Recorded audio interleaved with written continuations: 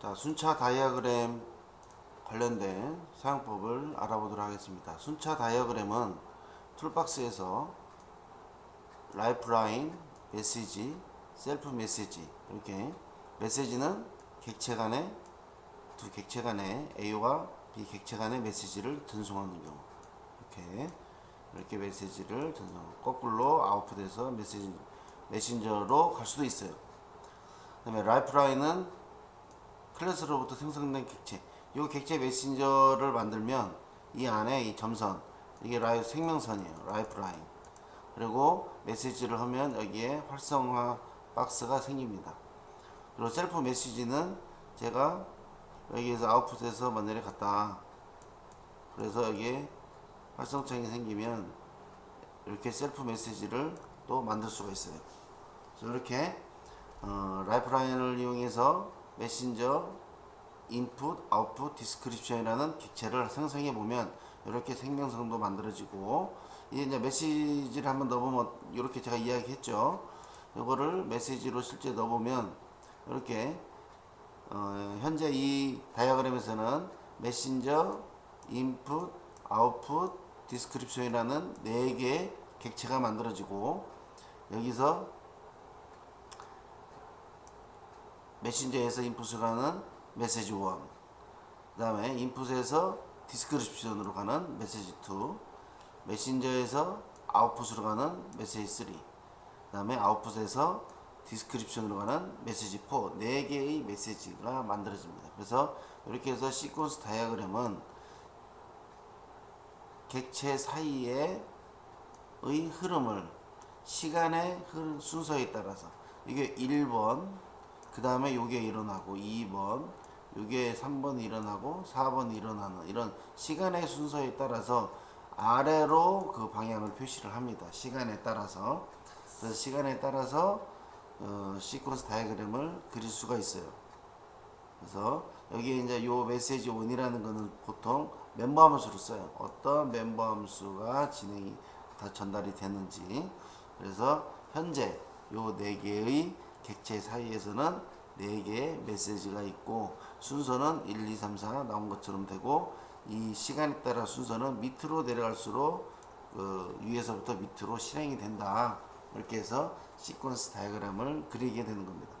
그럼 활동 다이어그램 한번 보면요. 활동 다이어그램은 툴박스 디시전을 이용해서 디스크립션과 애드 아이템 레지스트레이션 사이에 분기점을 넣어서 만든다.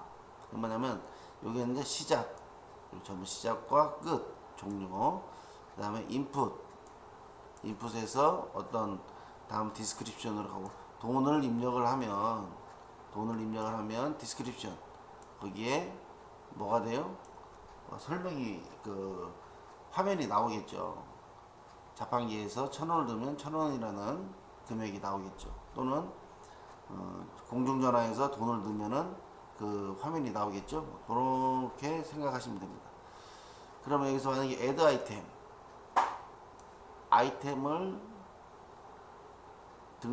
추가하거나 아이템을 등록시키거나, 이제 여기에서 아이템을 추가하거나 아이템을 등록시키거나, 이렇게 요 if문을 통해서 나눠질 수가 있어요. 실제 그림에는 이런 식으로 투게더 툴 같은 경우는 이런 식으로 나타낼 수도 있어요. 2개의 판단문이죠. 판단문. 그래서 그것이 하면 끝난다. 이건 어떠한 다이어그램을 정의된 게 아니고, 우리가 다이어그램을 만드는 방법이다. 만드는 방법에 요 활동 다이어그램을 만든다. 그러면 이러한 것들을 지금까지 다이어그램에 대한 간단한 실습 만드는 방법을 해봤지만, 실제 밴딩머신 한번 만들어 봅시다. 무엇으로? 스타 UML을 이용해서. 그래서 이 이름을 밴딩머신으로 합니다. 그래서 여기서 이 화면이 이제 UML 스타 UML을 킨 다음에 밴딩머신으로 프로젝트를 생성을 하면 됩니다. 프로젝트를 생성해서 자판기 시스템을 만들어 볼까요? 유스케이스 다이어그램을 만드는데, 자판기 시스템은 동전이나 지폐를 돈을 투입하면 시스템이 실행하죠. 음료수는 500원, 600원, 700원으로 나누고, 각 기준 이상의 돈이 투입되면 자동으로 음료수 선택불이 점등이 된다. 예를 들어서 콜라가 500원이고 판타가 600원이고 사이다가 700원이다. 그러면 제가 1000원을 넣고 여기에 콜라, 판타, 사이다 버튼이 있겠죠. 그래서 400원 넣으면 불이 켜지지 않죠. 500원을 넣으면 콜라가 불이 켜지겠죠. 그 다음에 1000원을 넣으면 다 불이 켜지겠죠. 불이 켜졌는데 이때 500원짜리 콜라를 하나 뽑아 먹으면 그러면 콜라가 나오고 요 불은 꺼지겠죠. 600원, 700원 잔액이 500원 남았으니까 콜라만 켜지겠죠. 그 말을 의미하는 겁니다. 그래서 음료수를 선택하고 남은 잔액은 잔액 표시 디스플레이에 표시 화면이 된다. 그러면 요거를 500원 콜라를 하나 먹었어요. 그러면 이 콜라를 내가 다시 뽑을 거냐 아니면 반환 버튼 리턴 머니 반환 버튼을 눌러서 이 돈을 찾는 거냐. 그래서 반환 버튼을 누르면 잔액 반환 버튼을 누르면 잔액이 반환이 된다. 잔액이 음료수 미면 각이 되면 음료수 선택불이 꺼진다. 그죠? 얘는 켜지고 꺼진다. 이렇게 시나리오를 가지고 유스케이스 다이어그램 보면은 여기서 우리가 뭐예요? 지폐를 투입한다. 돈을 입력하는 부분이 있고 그 다음에 돈을 입력하면 자동으로 이게 표시가 되죠. 이게 돈이 투입되면 자동으로 음료수가 불이 들어온다. 음료수를 선택하면 음료를 선택하면 이게 초이스라고 해서 선택하면은 초이스 음료수를 선택하면 잔액 디스플레이 표시된다. 반환 버튼 리턴 머니 반환 버튼을 누르면 돈이 나온다. 그러면 우리가 뭐가 있어요? 유스 케이스는 사용자가 인풋 그 다음에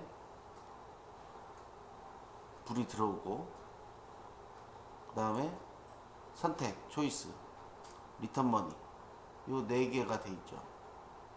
그러면 투입하면 투입 인풋이 있겠죠. 인풋이라는 게 있고 그 다음에 자동으로 점등된다. 디스플레이라고 했어요. 디스플레이 이거는 자동으로 나온다. 자동으로 선택 초이스 반환 버튼 리턴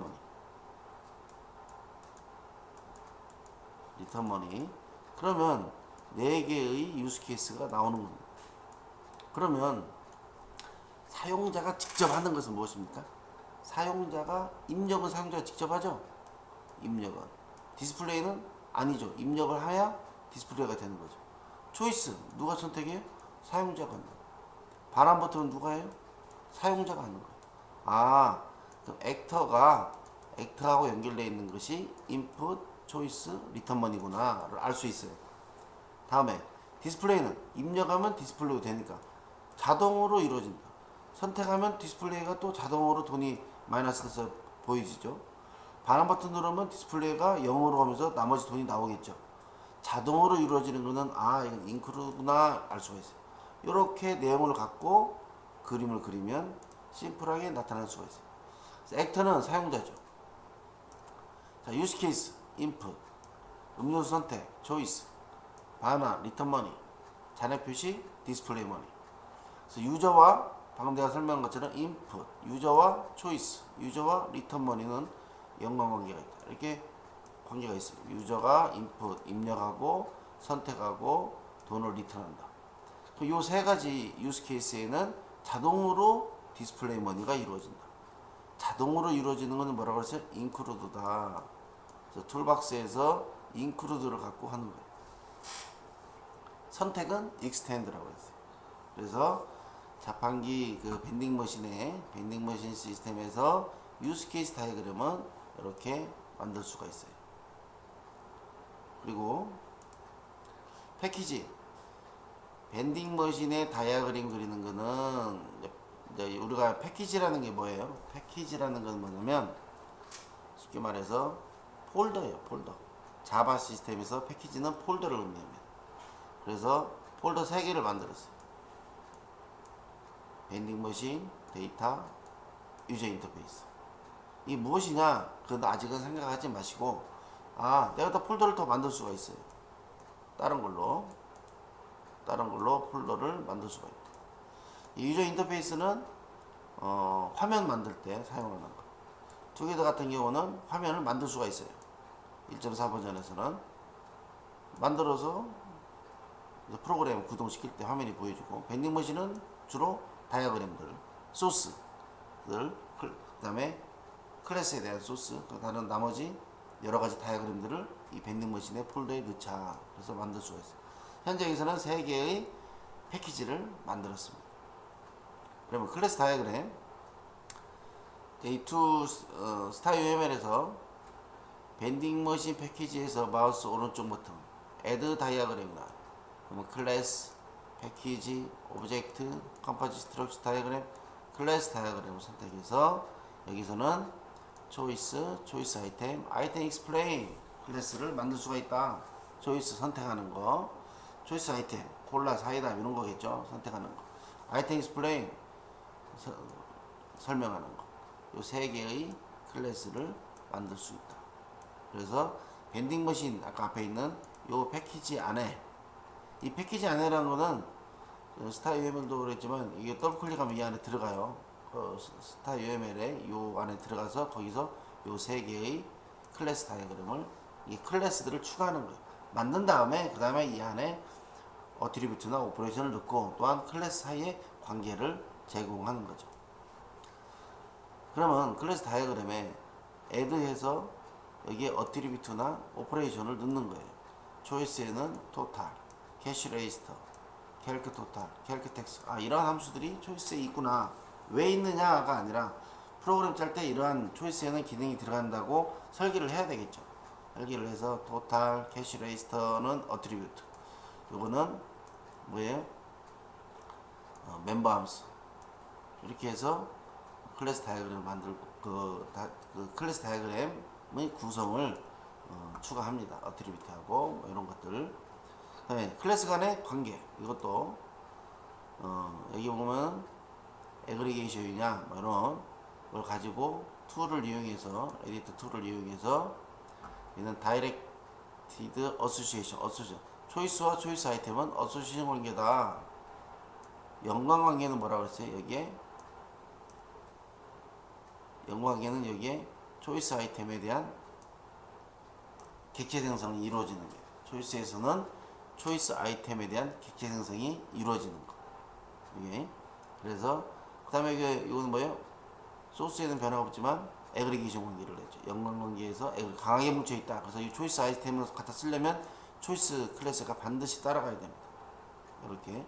네, 아이템 익스플레인하고 초이스 아이템하고 아이템 익스플레인 연관관계. 여기서 보면 마이 익스플레인이 뭐냐? 마이 익스플레인. 요게 초이스 아이템 익스플레인이라는 객체가 생성된 거예요. 마이 익스플레인. 객체를 생성시키는 거예요. 여기도 아마 생성되어 있을 거예요. 초이스 아이템이라는 객체가 여기에 생성이 되어 있을 겁니다.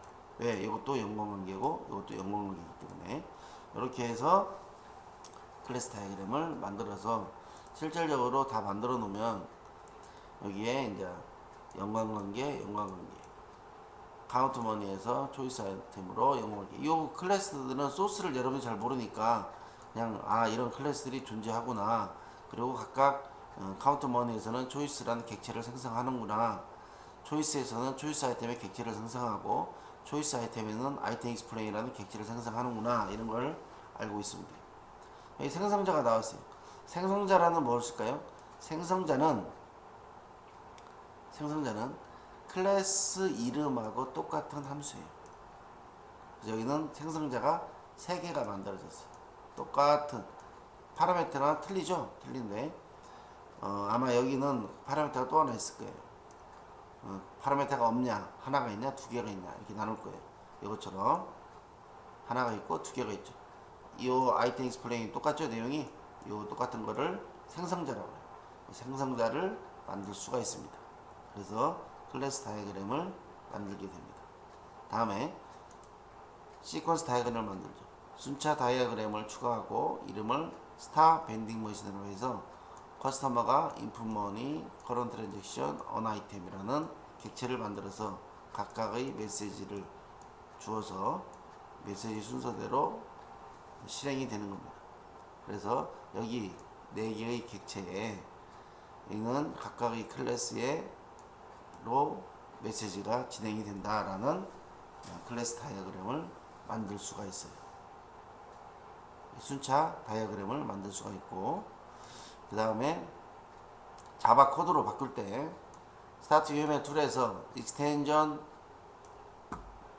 매니저 메뉴를 선택해서 자바를 검색해서 자바를 설치한 다음에 그 다음에 여기서 자바에서 제너레이트 코드 하면은 지금 클래스 다이어그램 만든 거를 자바로 생성이 될 수가 있습니다. 여기까지가 자판기 시스템에 대한 대략적인 그 스타 UML을 이용한 다이어그램, 유스케이스, 클래스, 시퀀스 이런 것들을 만드는 방법을 배웠습니다. 이상입니다.